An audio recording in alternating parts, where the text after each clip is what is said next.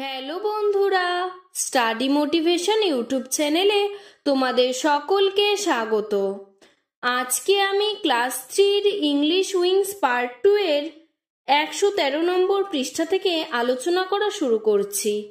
এর আগের সমস্ত পৃষ্ঠাগুলি আমি আলোচনা করে দিয়েছি।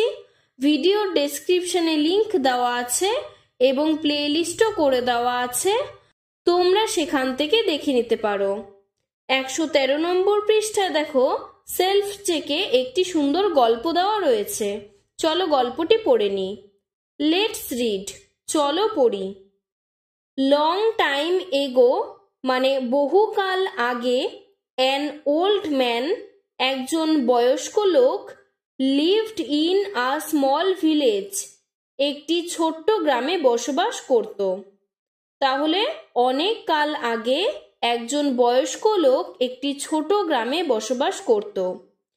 হি ওয়াজ ভেরি পোর, সে খুবই দরিদ্র বা গরিব ছিল। হি বিলিভড, সে বিশ্বাস করত।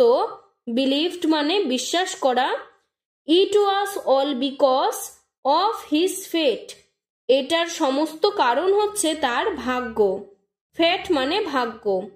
তাহলে সে বিশ্বাস করত যে তার ভাগ্যের কারণেই সে গরিব।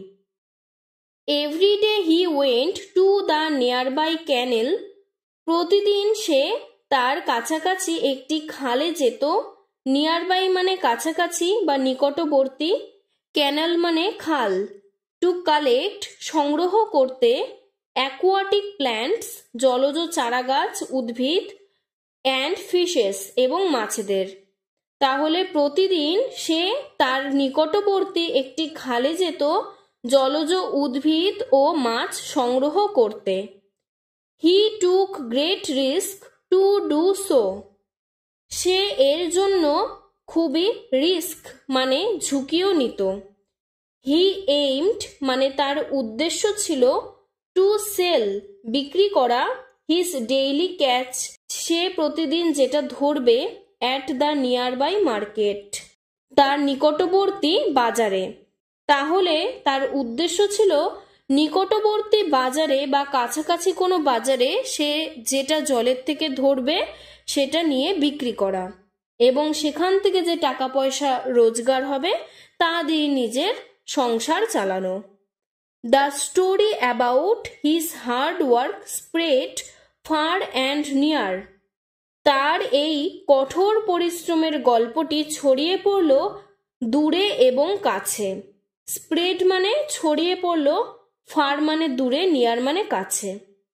The king and his young Prince, রাজা এবং তার ছোট রাজকুমার, প্রিন্স মানে রাজকুমার মানে রাজার ছেলে, ওভার হেয়ার্ড হঠাৎ শুনে ফেলল, হিজ ডেডস তার এই ঘটনাটি বা তার এই কাজকর্মের ঘটনাটি। তাহলে রাজা এবং তার ছোট ছেলে রাজকুমার তার এই কঠোর পরিশ্রমের ঘটনাটি শুনেছিল। The young prince pleaded his father to help the poor man, রাজকুমার তার বাবাকে মিনতি করেছিল বা অনুরোধ করেছিল সাহায্য করার জন্য সেই গরিব লোকটিকে। প্লিডেড মানে মিনতি করা। রাজকুমার তার বাবার কাছে মিনতি করেছিল বা অনুরোধ করেছিল যাতে তার বাবা সেই গরিব লোকটিকে একটু সাহায্য করে। তারপরে 114 নম্বর পৃষ্ঠায় দেখো, the king was intelligent enough, রাজা ছিলেন খুবই বুদ্ধিমান বা যথেষ্ট বুদ্ধিমান। ইন্টেলিজেন্ট মানে বুদ্ধিমান, এনাফ মানে যথেষ্ট। অ্যান্ড মেড আ প্ল্যান, এবং সে একটি প্ল্যান তৈরি করলো। মেড মানে তৈরি করলো। হি হারিডলি, সে তাড়াতাড়ি করে, হারিডলি মানে দ্রুত গতিতে বা তাড়াতাড়ি করে, put a bag of gold coins, একটি সোনার কয়েনে ভরা একটি ব্যাগ রেখে এলো, বাই দ্য ব্রিজ, ব্রিজ মানে সেতুর তলায়।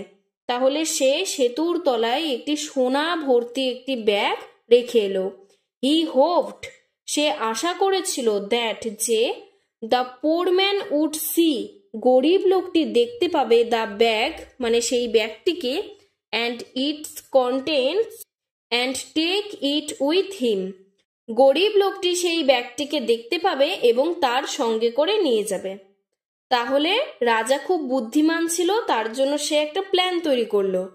সে ব্রিজের তলায় সোনার কয়েন ভর্তি একটি ব্যাগ রেখে এলো এবং সে আশা করেছিল যে সেই ব্যাগটি গরিব লোকটি দেখতে পাবে এবং তার সাথে নিয়ে যাবে, তাহলেই সেই গরিব লোকটির ভাগ্য খুলে যাবে।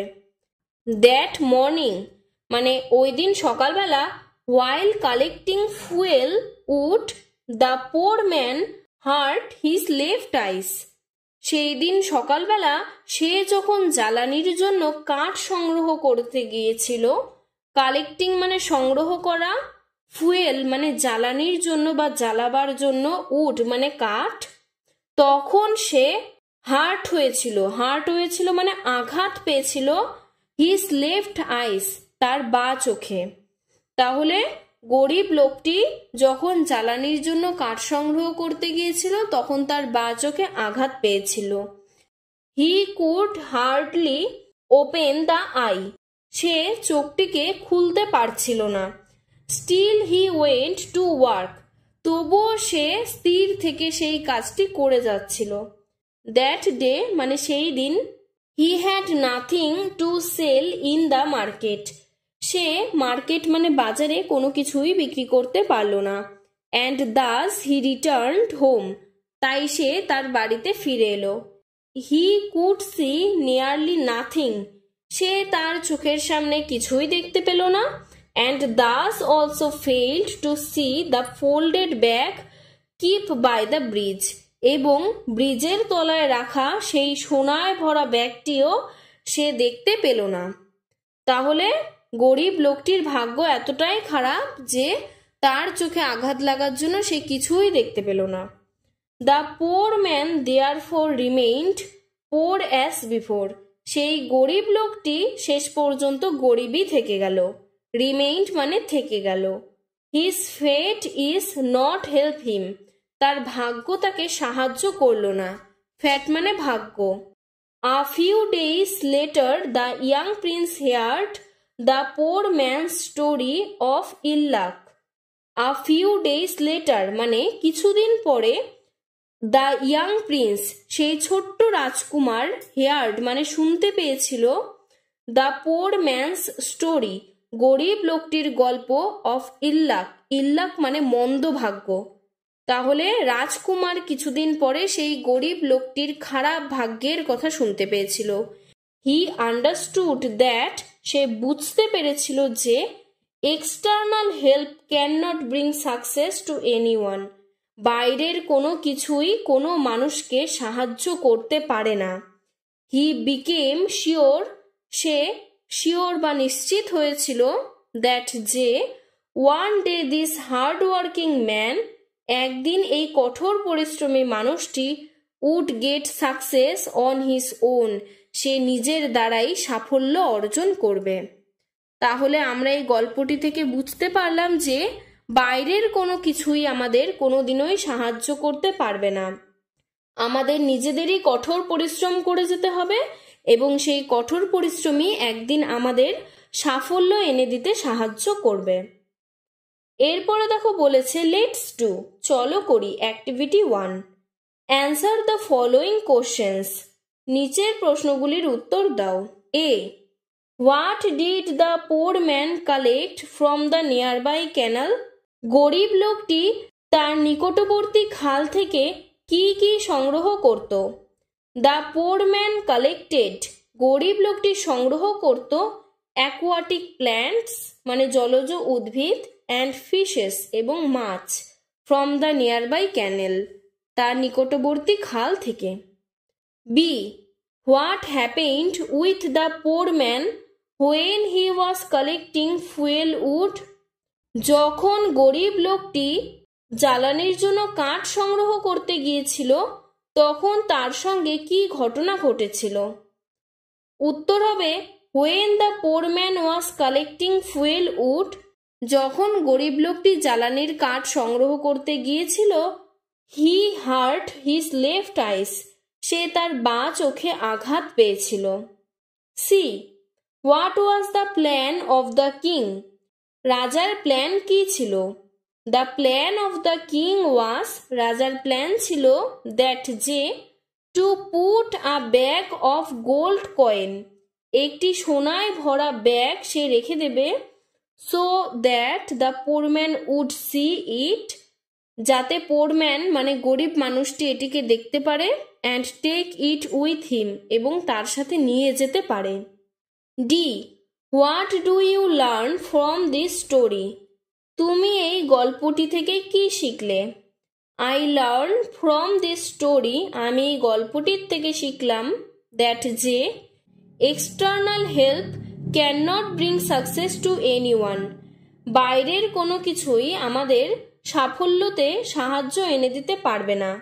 Hard work only brings the success, একমাত্র কঠোর পরিশ্রমই আমাদের সাফল্য এনে দিতে পারবে। Activity 2, tick the correct answer, সঠিক উত্তরটির মাথায় টিক দাও। A, the king put a bag of gold or silver coins on the bridge, মানে রাজা ব্রিজের তলায় গোল্ড মানে সোনার নাকি সিলভার মানে রূপার কয়েনের ব্যাগ রেখেছিল? উত্তর হবে gold. Number 2, the man act like a lame or blind person, এই মানুষটি এই গল্পতে ব্লাইন্ড পারসন মানে অন্ধের মতন ছিল। Number 3, the king had a Prince or princess, মানে রাজার একটি রাজকুমার নাকি একটি রাজকুমারী আছে? এটি হবে প্রিন্স মানে রাজকুমার। Number 4, the king was foolish or intelligent, রাজা বুদ্ধিমান ছিল নাকি বোকা ছিল? ফুলিশ মানে বোকা, ইন্টেলিজেন্ট মানে বুদ্ধিমান, রাজা ছিল বুদ্ধিমান, তাই হবে intelligent. Number 5, the poor man believed in fat or hard work, গরিব মানুষটি কিসে বিশ্বাস করত? তার ভাগ্যে মানে ফ্যাট নাকি হার্ড ওয়ার্ক নাকি কঠোর পরিশ্রমে? উত্তর হবে ফ্যাট মানে ভাগ্যে। His left or right eyes with struck with a twig, মানে ছোট্ট ডাল দিয়ে তার কোন চোখে লেগেছিল? লেফট মানে বা চোখে নাকি রাইট আই মানে ডান চোখে? উত্তর হবে left I. Number 7, he collected aquatic plants from seaside or river side, say aquatic plant মানে জলজ উদ্ভিদ সংগ্রহ করত সমুদ্রের ধার থেকে নাকি নদীর ধার থেকে? উত্তর হবে রিভার সাইড মানে নদীর ধার থেকে। Number 8, the poor man reached home with coins without coins, গরিব লোকটি তার বাড়িতে সোনায় ভরা থলি নিয়ে গেল নাকি কোনো কয়েনই নিয়ে যেতে পারেনি? উত্তর হবে উইদাউট কয়েন মানে কোনো কয়েন ছাড়াই সে বাড়িতে গিয়েছিল। আজকের ভিডিওটি এতটুকুই। ভিডিওটি যদি তোমাদের ভালো লেগে থাকে তাহলে লাইক করে চ্যানেলটিকে সাবস্ক্রাইব করে দেবে। ধন্যবাদ।